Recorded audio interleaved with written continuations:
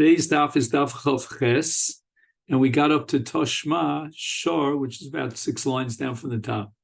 So we have machlokas whether Ovid inish dinul nafshe, and the machlokas applies when it's shalo b'makom hefsed. If it's b'makom hefsed, everybody agrees Ovid inish dinul nafshe. Now the Gemara is going to quote a brisa to prove that Ovid inish dinul nafshe even shalo b'makom hefsed.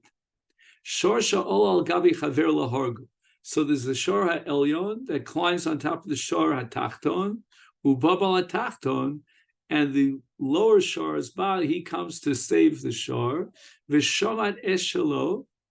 He pulls his shor on the bottom, his tachton shor away, and then nofel ha'elyon umeis, and the Shor Elyon dies because now he falls to the floor. Potter, the Baal Shor Tachton is Potter. My love, the Lekab Seder. It seems that Ovid Inish Dinul Nafshe, he took the law into his own hands with his own initiative, and there's no Hefsed here because he could always be Toveh the Baal Shor Elyon, Midin Nezek, Midin Mazik, and yet he's Rashoy, he's allowed to take his Shor and remove it from the position of the tachton. Lo. The Gemara says, Bitam de'ikap seder. We're talking about a short tam, which means the elyon, even if the Baal tachton takes the Baal elyon to judgment, nevertheless, the maximum that he could collect in damages from the Baal elyon is chatzi nezek. And therefore, he's going to be losing chatzi nezek of the shor tachton, of his shor. He says, the Gemara Amos Seifa. Let's take a look at this Seifa. And we're going to see clearly from the Seifa that if the Baal Shor Tachton did not remove his shor, but rather Dachaf Oli Elyon, instead of pulling his shor from the bottom out, he pushes the Elyon and Umeis, and the shor Elyon dies. Chayav. In this case, the Baal Shor Tachton has to pay Tashlumi Nezek. Ve'ibitam amai Chayav. If we're talking about a shor tam, then he did kedin. Why? Because you're telling me that Ovid inish dinul nafshi b'makom seder. It must be that this is a shor muad, and therefore it's not considered makom seder. And the Gemara answers, he had two options, the Baal HaTachton. He could have saved his shor in one of two ways. He could have just pulled his shor away from underneath the Shor Elyon, or he could push the Shor Elyon and basically kill the Shor Elyon. And therefore, Shalo Kidin Osa, he's Chayav Tashlumi Nezek because he's Dochfo. Now the Gemara is going to bring a raya, an additional raya, that Ovid Inish Dinul Nafshe, Afilu Shalo B'Makom Hefsed. Toshma Brisa. Hamamali es Chatzer Chavero Kadiyayin V'Kadishem. Ruvain fills up Shimon's entire Chatzer with Ruvain's wine barrels and shemen barrels. Bala chotze mishaber v'yotze mishaber v'nichnas. The brisa permits the bala chotzer to break the kelim in order to get access to the Rishus HaRabim, or to break the kelim in order to come into his own chotzer. So we see that Ovid Inish Dinul Nafshe, he's allowed to be shover kelim, and even though there's no hefsed, he could take him to Bezdin and force through the arm of the courts the mamale to remove his kadim. The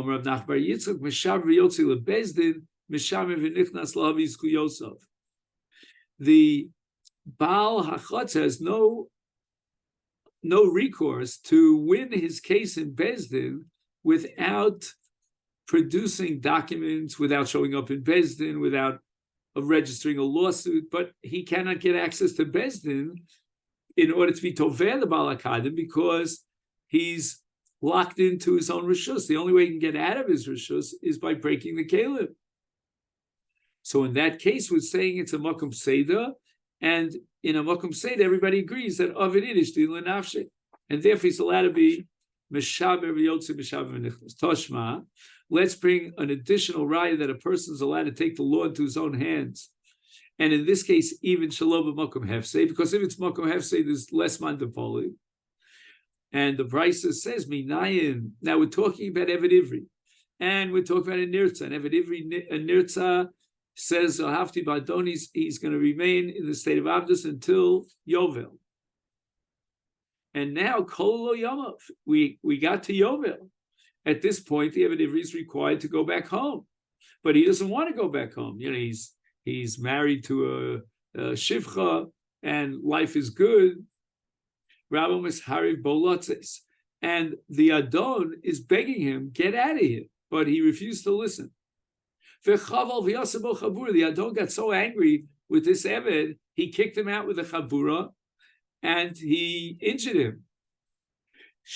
How do we know that he's potur? Talmud Lomar, v'lo sikfu kofer, lashuv lasheves ba'aretz. The pasuk in Bamidbar, Lamed Hey, is referring to kofer.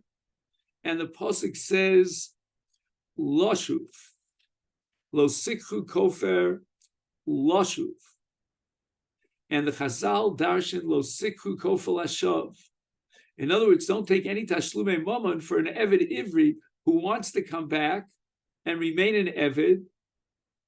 He doesn't want to leave his master's rishus to be a liberated Ben Chorin. And in Chavel Baravo Potamim Tashlum, that we derive from the pasuk. So the Gemara says, we see from here that a person is allowed to take the law into his own hands. And even though there's no hefsed, he's allowed to be chovel be eved who refuses to leave his premises. Gemara rejects it. This eved is a well-known thief, and every moment that he allows the eved to remain in his rishus, the adon is suffering a loss, and therefore everybody agrees that Rashay Adam Lasos din liatzmo b'mokom hefsed. And the Gemara says, what do you mean? Ada ashta lo ganav ashta ganav.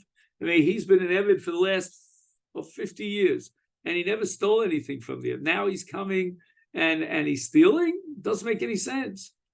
And the Gemara gives a few answers to this question. Answer number one. Ada idnavi emse de Rabbi Aleh.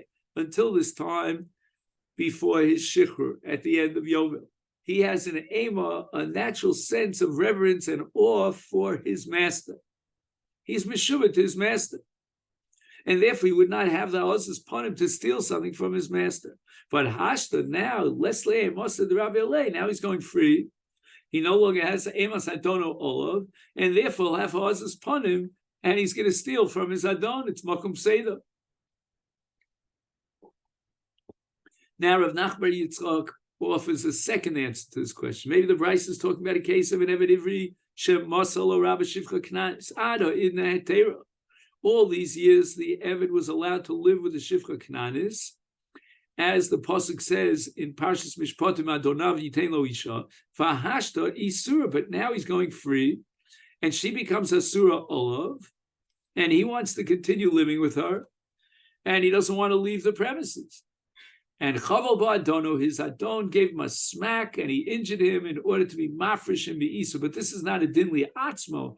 On the contrary, he is a good Samaritan and he's doing what Beis Din wants him to do because this Eved is living with a Shivcha. And the truth be told, that anybody would be allowed to be Chovel Ba'lafrisho Meisur. Lav Dafka the Adon. So it's not that the Adon is kicking him out because of it inish dina lenafshe, but rather he is kicking him out because the Eved right now is living in sin by having a continuous relationship with a Shivcha Knanis. Once again, the Gemara is going to try to prove that with regard to this machlokes, we have a Mishnah, and we'll see the Mishnah is very familiar to us. It's our Mishnah above Kamma. And we're going to prove that ein adam osid din liatzmo, and even b'makom seder. Now, if ein adam rashoy lasos din liatzmo afil makom seder, then the Gemara's Toshmaya is going to be a kasha according to everyone, because as we said at the outset, there's no machlokas. It's universally known and accepted that if it's a case of makom seder, then avid inish dila nafshe. The chiddush of the Mandi Omer who disagrees and says Hadavinish is that even Shalom Makom Seder. But here we have a case of Makom Seder. And yet, Ein Adam Rashoy Lasos Din Liatzva Toshma. The Mishnah says, Haminichas Akad V'Shus Arab. Ruvain puts a kad, which is now a bar, in the middle of Rishus Rav. He had no rights to do so. Uba acher. Now Shimon comes along, v'niskal ba ushvara, and he bangs into it accidentally and breaks that kad. Potter. He doesn't have to pay nezikin. And the Gemara says, why? Apparently because he was nitkal, time of the nitkal. He broke the kli without any kavana, hashvara. Had he actually deliberately picked up a makil and broke the kad with kavana tchila, then for sure you would have to pay tashlumi nezek. Now wait a second. If this is a case of meiniachas hakad, that the kad was in a way that it stretched out along the width of Rishus Rabbah, and nobody has access to get from one place to the other, then for sure of it inish dinu l'nafshi, it's a bakum seder. He can't get to work in the morning. So that when it says potter, the din of potter should apply even in a case of shavra. So the Gemara wants the proof of here that ain't other rashoy lasus din liatzmo even makom seder, and that's against everybody.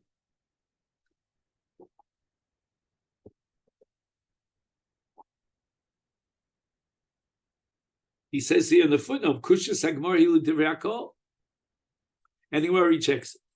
Really, the Mishnah's halacha would apply even in the case of Shavra.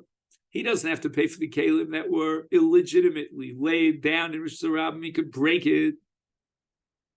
So you'll ask me, so why did the Mishnah formulate in terms of nitkal, where he accidentally fell on it or kicked it? Hi, the Ketani niskal. Id the Kapoil Mishnah Seifa. Agav, that the Mishnah wants to teach in the Seifa. She'im huzak, if the person who walks through Rosh Hashanah and he gets damaged, he himself is damaged because of the kad, is bal bais chai beniskal, and that would only apply dafka niskal aval shiber lo. The balakad would not have to pay for somebody who got injured when he deliberately broke the keli. And why not? Who azik ad nafshe. He brought the hezek on himself, and the balachov is there for balakad is not chayav in tashlumin. Ktoni reisha niskal. Therefore, the Mishnah, even in the reisha, uses the language of miskal because in the seif it's got to be a case of niskal toshma. Now the Gemara wants to prove again. Ein other mashoy lasus din liatzma afilu b'mako hefsed. We have a brisa which is interpreting a pasuk in Parshas Ki Teitzei with regard to a woman who embarrassed a man who was hitting her husband in order to save her husband from him. For katzosas kappa, she did something very private there. So what does katzosas kappa mean? Mama. The Bryce established that we don't literally cut off her hand for doing this, but rather she has to pay for boshes. Frek the Gemara, my love, shouldn't we assume that this is the case of the Eino she'eni yachol lahatzil al yitei davar acher? When she lunged out and embarrassed her husband, that's because she was at a point where she had no other option. There was no other way that she could save her husband from the makeh through some other method. And now we see clearly that even in a makom hefsed, ein adam rashoy lasos din liatzma.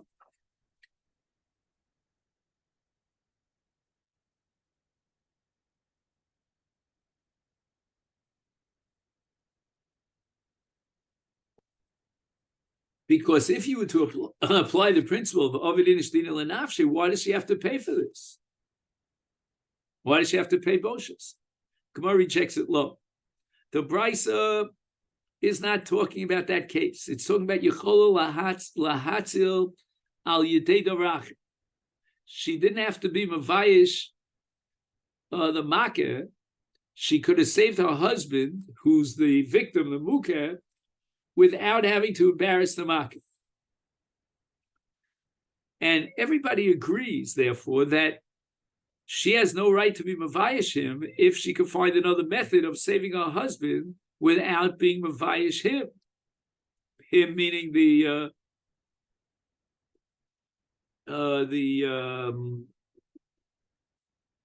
the one who's attacking her husband. In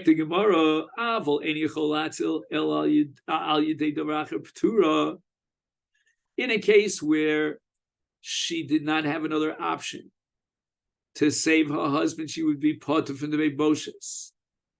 Now we have a liflog to listen to. The Seifa is looking for a case where she doesn't have to pay for Boshes. And what does it say there? It says L'sholcha Yoda, which means Dafka, a woman who was Mevayesh the Make Baila, then she has to pay Tashlum for Dmei Boshes. Prat, what is this coming to exclude? L'shliach Bezdin. If the Shliach Bezdin embarrasses and humiliates him, there's no Chiyuv Mammon. That Patu Mitashlum Aboshes. And even if he would do Al Pi Rishus Bezdin, nevertheless, when she couldn't have saved him in any other way, then she's Petura, and she doesn't have to pay for embarrassing him. Frekta Gemara is, if that be the case, Liflog V'nisni B'nidah. The Brisa could have come up with a case with the Isha herself. When does she have to pay damages to make Boshes, she could have saved her husband with another method. And because he chose this method, she's going to have to pay for Boshes.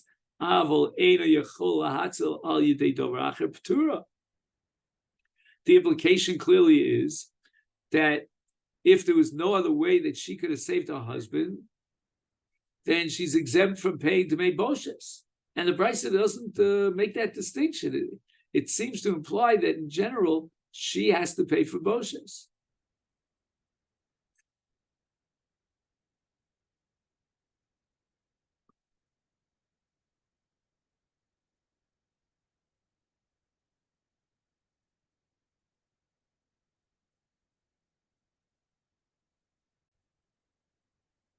Moran says,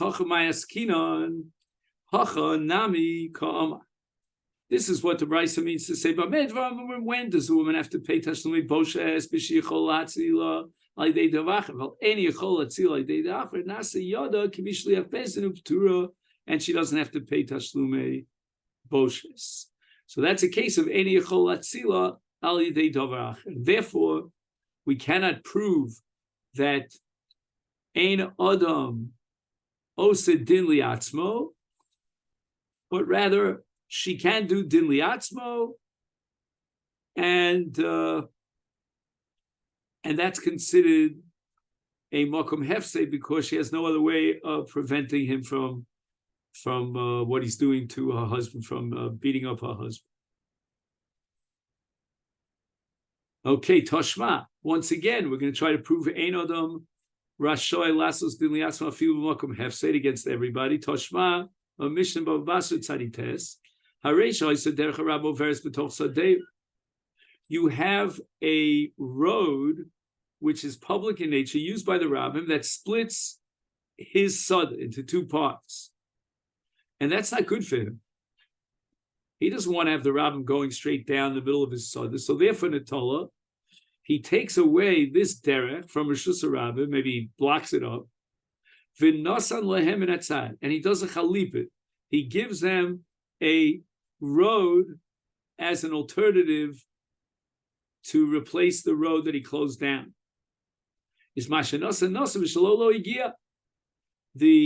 Mishnah of Basra paskins a paradoxical ruling that the new derech that he offered them is now acquired by the rabbin, but the old derech is not his anymore.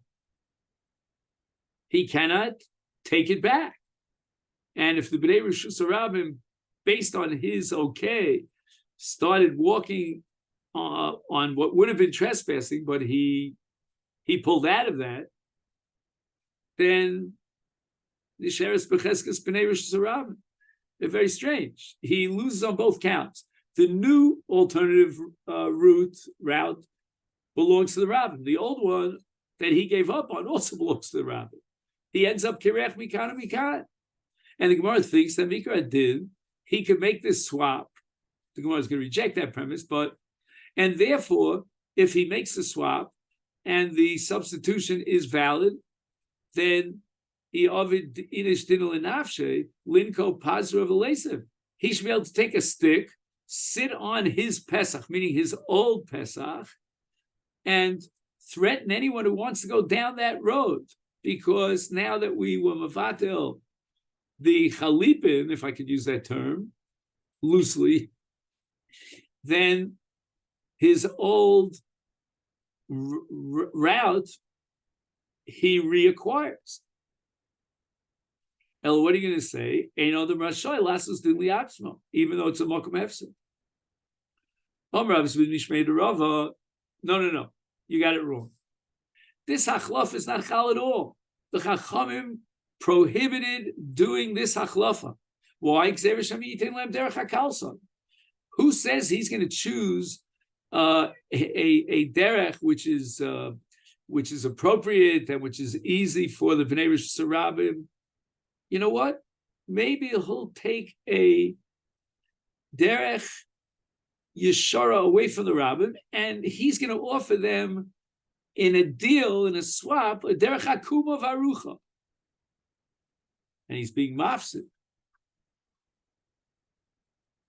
And therefore, this entire achlafa business is not valid. Another answer is Rabbi Mishar Shiyama ben Osim derech hakal. So he actually gave them an inferior kind of a derech, and therefore the achlafa is not chal. A third answer, Rabbi Ashi Omar, kol min atzad derech halaksonu. We always assume that if he's going to substitute a different derech, then he's going to take the derech that's best for him, and he'll end up giving them a derech hakalson, which is, he translates a derech akuma. Basically, you can't win. Whatever derech you'll give, it's always going to be to the detriment of somebody. Might be good for the guys who are close to this new derech. They don't have to go very far. It's like people who say, "Oh, I live 5 minutes from the railroad, from the." I don't want to mention the central bus station. But for somebody else, Adarabah, the new derech that you're offering is even further than the old one.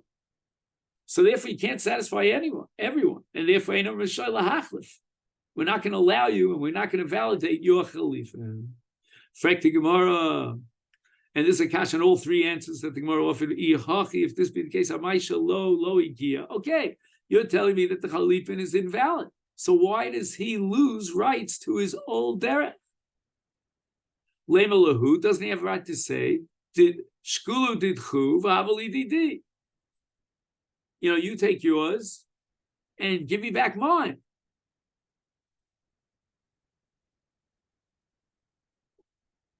So if you're taking the new derech and you're absconding it for yourself for the sake of the rabbin, at least give me back chutz my old derech.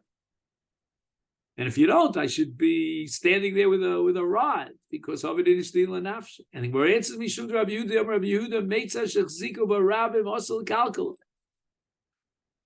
Once the rabbim have already gotten used to that new derech that you offered them in this exchange, then you can't take it away from them. That use itself generates a schus kinyan on behalf of the rabbin. And the old derech, which was his, he already gave up, and the rabbim are using it. So mimanavshach, the rabbim are using both drachim.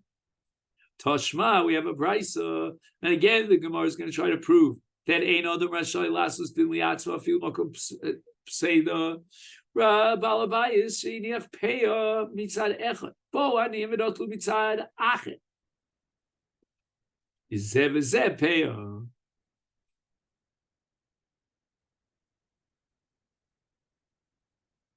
Bein mashe notlu bein mashe niach mitchila shel aniyim hem.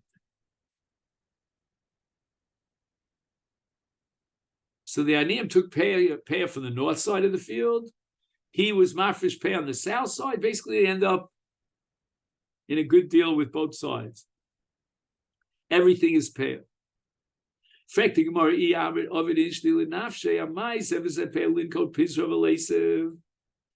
a man is allowed to take the law into his own hands, then once again he should stand there with a makel, sit next to his field, and anyone who wants to take payah shelo kidin, because here they're taking payah from two different places, then Adam Rashoy Lasus Din Liatzma. But no, that's not what it says in the Brisa. The Brisa says payah. Apparently he can't take a makel and beat up and prevent him from taking his field. And when rejects it on Marava, the Brisa doesn't mean that both Stadim and the Sada are payah, but rather he can take for himself what originally he left and prevent the aniyim from taking it. Umay, and what does the Brisa mean? Zevazeh payah. I mean, you just finished telling me that what? That he's allowed to take back that which is his.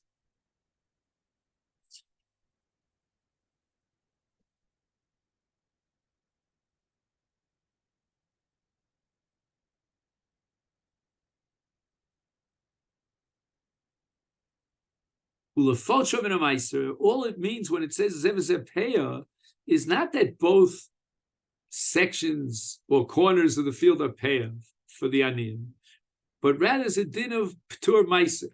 Payah is potem in a maser, and this is derived in the Mishnayos in Masros at the very beginning.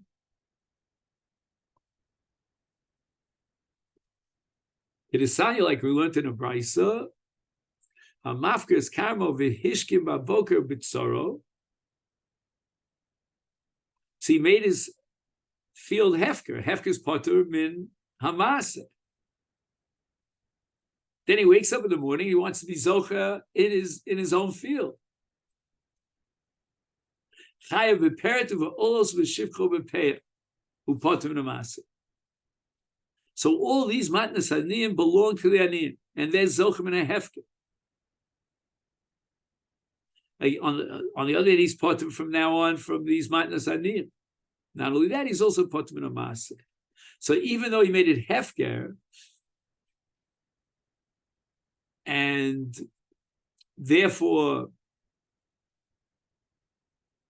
once he wakes up in the morning to be zocher, he now incurs all the different categories of chiyuv of matnas aniyim, but nevertheless it remains poter min maser. And this leads us to the Mishnah here on the bottom of Daf Chav Ches Amud Aleph. So this Mishnah is addressing Nishbru Kaleb B'Sharab, and someone else was damaged. Nishbru Kaleb B'Sharab ve'huchlak echad b'mayim. Somebody comes along, and on the shards he slips, hits the ground. Oshaloka b'charsis, or he got injured by the pieces of pottery, they're very sharp. It's chayav. The balakad has to pay tashlumi nezek. That's the opinion of the Tanna Kamma. Rabbi Yehuda disagrees. Rabbi Yehuda over b'miskaven chayav, b'sheina miskaven potter. If the balakad had kavanah to be zocha in the charsim, and in the mayim after the kad broke, it's mamono shehizik. But if he didn't have kavana, then the takol is hefker, is potter mitashlume nezek, because l'das Rabbi Yehuda, according to Rabbi Yehuda, ain't on the mischayev al takol she'ein shalo.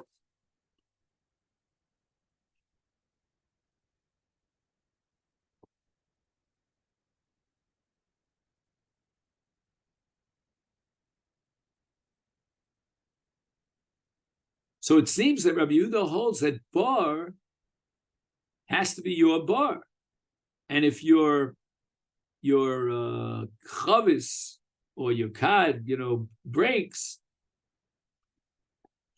then Rabbi Yehuda says It depends. If you are mafkir all these shards, then you're part of the tashlumi nesek. But if you retain your bilis over it, then you're chayav because of moment amasik. It's your moment. The Gemara says, "Amrav Yudam Rav Lo Shanu." When do we apply this principle that the balakad has to pay tashlumi nesek? Ela shetinfu kelam b'mayim.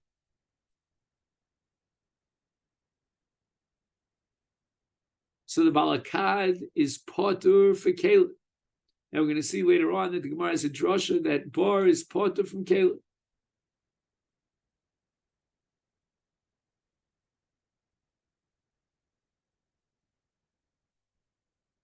And now we turn to the Daf Chav Chesam and Beis.